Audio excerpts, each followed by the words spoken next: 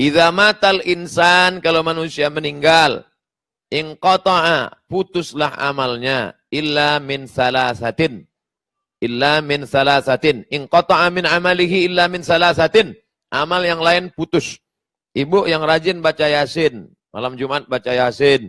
Baca Yasin, setelah meninggal dunia putus. Ada orang mati baca Yasin. Kalau ada orang mati baca Yasin, kabur kita semua. Salat duha, salat witir, salat tahajud, salat qabliyah, salat ba'diyah, salat isyraq, salat awabin, salat tasbih, salat hajat. Macam-macam salat. Setelah meninggal dunia, putus. Tapi ada satu amal yang tidak putus. Ada 3 kata Nabi. Illa min salasatin. Kecuali 3. Yang pertama, min sodaqatin jariyah. Sodakoh jariyah. Yang paling tinggi namanya zakat. Di bawah zakat namanya infak. Di bawah infak namanya sodakoh. Di bawah sodakoh namanya wakaf. Zakat, infak, sodakoh, wakaf. Apa bedanya Pak Ustadz? Zakat itu wajib.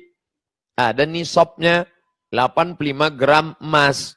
Bapak ibu yang punya uang 85 gram emas. Kenapa pakai emas? Karena emas yang paling harganya stabil di dunia. Dolar, dulu zaman saya ke Mesir dengan Ustadz Riza, calon doktor PhD dari mana Ustaz? Ya payah nyebutnya. Kami berangkat waktu dolar dari 2000 menjadi 17.000 tahun 1998 ke Mesir. Tidak stabil, tapi emas stabil. Maka ingat angka 85. Cara mudah mengingat, Bapak Ibu ingat saja tahun 85 apa peristiwa. Ibu, tahun 85 apa peristiwa terbesar dalam hidup? Aku bertemu dengan suamiku, Pak Ustadz. Masya Allah, so sweet. Nah, ingat 85, 85, 85. Siapa yang punya emas 85 gram, kalau dirupiahkan sekarang berapa? 1 gram 500.000 kali 85 gram 42.500.000. Maka kena zakat 2,5%. Keluarkanlah 2,5%. Ingat, 85, 85, 85, 85, 85. Jangan saya sebut 85, keluar dari sini berubah jadi 58. 85. Zakat wajib. Dan ada tempat penyaluran yang tidak boleh kita geser, tidak boleh kita otak-atik. Innama shadaqatu lil fuqara wal masakin wal amilina 'alaiha wal mu'allafati qulubuhum fir riqab wal gharimin wa fi sabilillah wa ibnis sabil. 8. Tidak boleh dialihkan ke yang lain. Ini namanya zakat. Di bawah zakat ada namanya infak. Kalau ibu belikan karpet, infak. Bapak belikan lampu, infak. Bapak belikan mikrofon untuk masjid, namanya infak. Kalau dia benda, infak. Tapi tidak semua orang bisa berikan infak. Maka orang yang susah, miskin, nggak punya uang, jangan sedih. Karena di bawah infak ada namanya sodakoh. Apa beda infak dengan sodakoh? Kalau infak itu materi, benda. Tapi kalau sodakoh, tidak benda. Contoh, kalau ada orang beli semen. Ini semen untuk masjid. Itu namanya infak. Tapi kalau saya nggak sanggup untuk ngasih semen. Tapi gotong royong untuk ngaduk semen, saya bisa. Itu namanya sodakoh.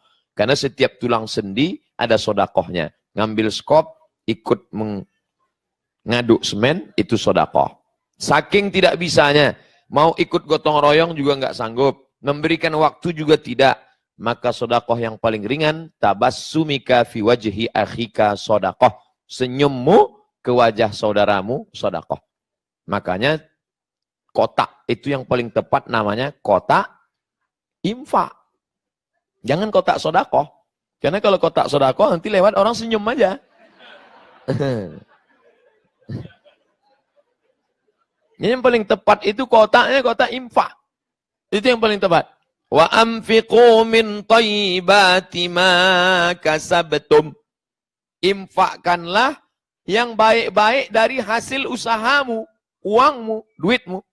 Ini yang berada di meja kertas ini, kertas apa nih Pak Presiden? Formulir untuk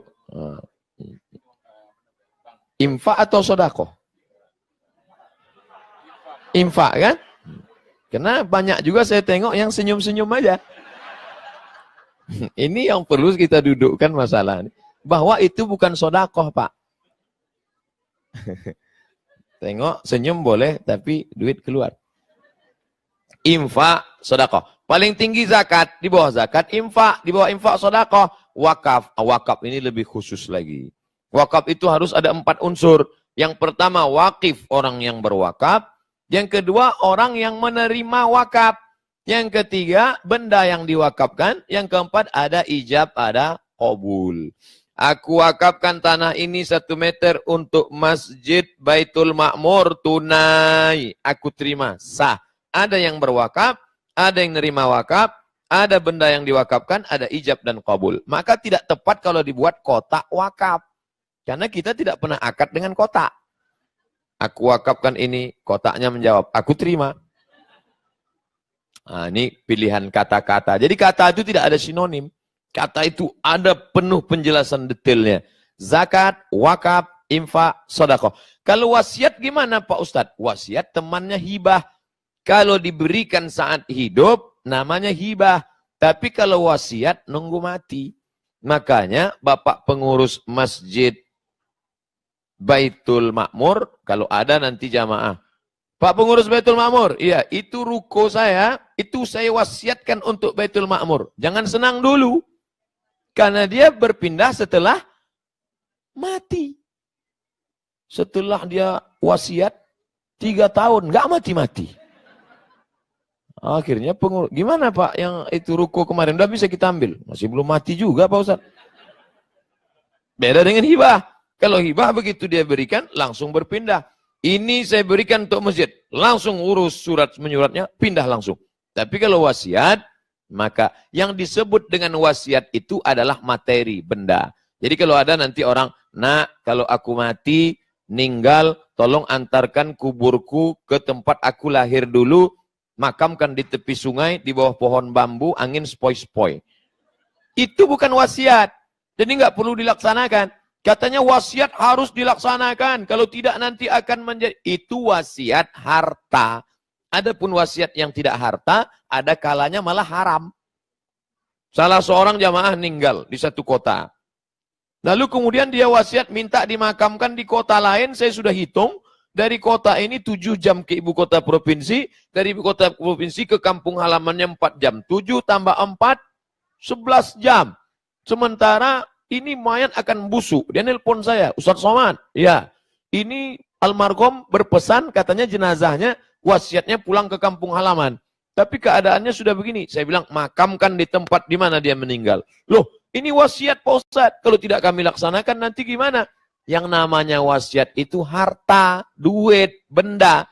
Adapun pesan seperti ini, ada kalanya malah haram. Karena menimbulkan mudarat.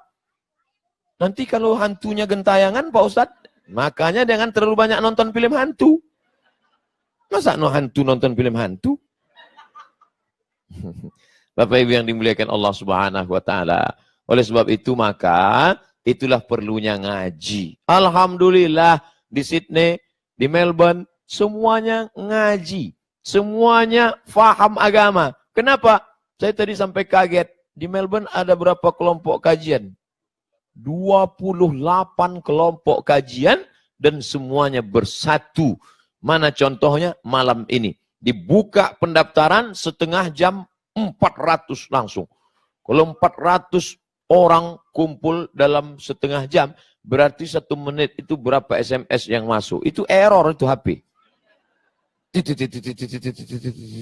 Hang langsung. Bapak Ibu yang dimuliakan Allah Subhanahu wa taala. Siapa yang mengatakan kita tidak mungkin bersatu?